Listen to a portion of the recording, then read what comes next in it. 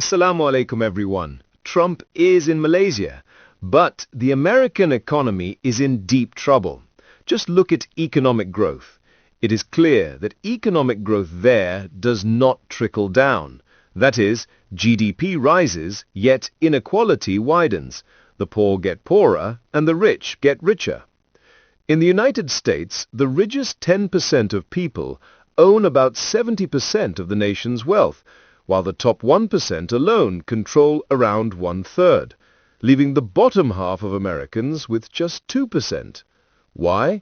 Because the economy is built on riba, materialism and greed. But many are still skeptical.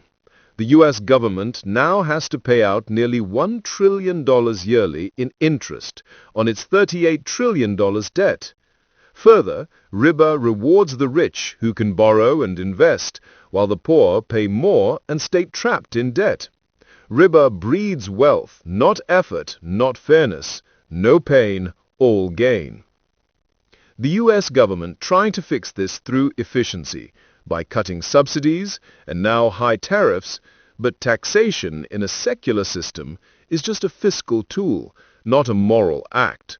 The working class pays most of it, while the rich elites escape through loopholes. So growth continues without justice and prosperity without empathy. Fewer jobs, less subsidies, less food for the families, more homelessness in the USA. At the root of it all is a loss of Tawheed, man's connection with Allah and his sense of moral responsibility. People now worship money instead of Allah, the creator of wealth. Hearts grow cold and compassion disappears. The rich elites are worshipped. Ordinary people are meaningless not. Islamic economics offers a different path. It links wealth to worship, stimulates growth that trickles down. But how?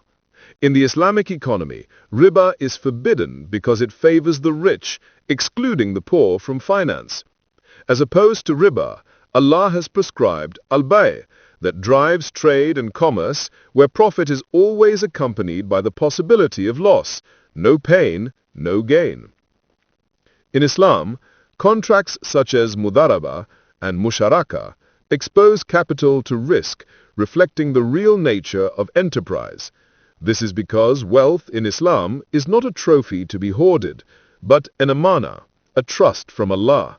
Zakat, waqf, and sabaka ensure wealth circulates. When Tawheed is restored, empathy returns, and economic justice flows not only from government policies, but from the believer's heart. That is how Islam secures growth with justice, by narrowing the gap between the rich and the poor. Thank you for listening. The Madani government must remain vigilant in navigating the rough edges of capitalism by drawing upon the wisdom of Islamic economic solutions. Wassalamu alaikum.